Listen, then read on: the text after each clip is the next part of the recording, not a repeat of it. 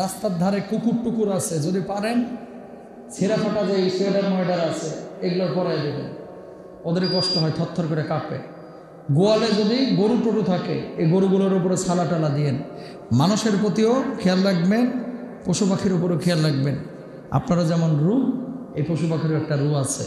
আরেকটা বিষয় বলে রাখি, আপনারা যারা গাড়ি চালান, কিছু লোক আছে গাঁজা খেয়ে গাড়ি চালায়, হুন্ডা চালান, কুকুরে বাচ্চা দিয়েছে কিন্তু এখন অনেক এলাকায় ছোটো ছোটো বাচ্চা 8টা 9টা করে এনে বাচ্চা নিয়ে ঘুরতেছে।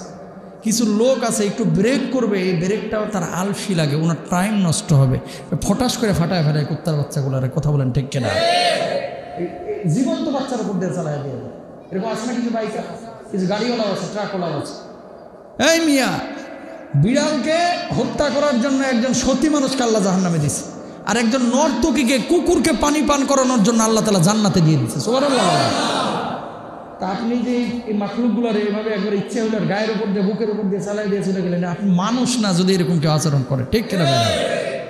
এগুলো করবেন না কখনো। এই শীতকালে অনেক পুরো বাংলাদেশ ঘুরতেছে, দেখতেছি কুকুরে বাচ্চা দিচ্ছে। তো এটা তো আল্লাহর ইশারা। এখন এলাকায় হয়ে গেছে, আপনি কি তাই বলে সবগুলোর এইভাবে চাকা তুলে মেনে ফেলাইবেন? এগুলো ঠিক না কিন্তু।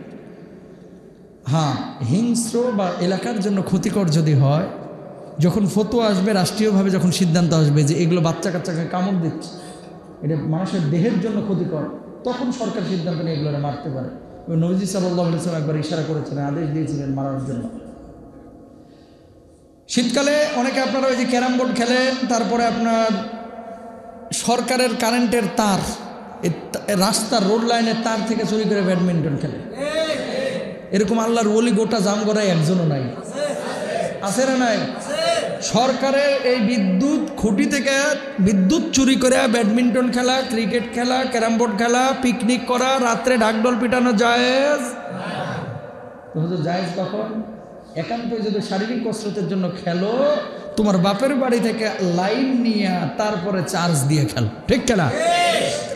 গোটা বাংলাদেশ ছায়া গেছে ভাই, এটা যেখানে খুশি লাইনটা লাগায়। কিছু বললে আবার বলে আমার চেনস, কথা কয় না। বড় ভাইরে ফোন দিমুনি, আরে বড় ভাই আছে না? কোন বড় ভাই? আগে ছাত্রলীগ করতে, এখন ছাত্র দলের বড় লিডার। কথা বলেন ঠিক কিনা? এরকম ভয় দেখায়, এই বেটা আমি কারেন্টের সরকারি লাইন ব্যবহার করছি, তোর সমস্যা কি? আমার চেনস, ভাইরে কিন্তু ফোন দিব। আরে ভাই, ভাইরে ফোন দিয়ে কাম নাই, আল্লাহর আদালতে তোমার দাঁড়াইতে হবে। এই রাষ্ট্রীয় বিদ্যুতের মালিক তোমার বাপ না, তুমি না। এই রাষ্ট্রীয় বিদ্যুতের মালিক রাষ্ট্র, রাষ্ট্রের সব নাগরিক। এখানে হক তোমারও আছে, আমারও আছে। ঠিক? সুতরাং তুমি রাষ্ট্রের হক নষ্ট করবো কেন? করবো না ইনশাল্লাহ। বলেন আল্লাহ তৌফিক দান করুন।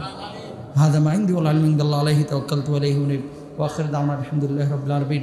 আসসালামু আলাইকুম ওয়া রাহমাতুল্লাহি ওয়া বারাকাতুহু। আসসালামু আলাইকুম।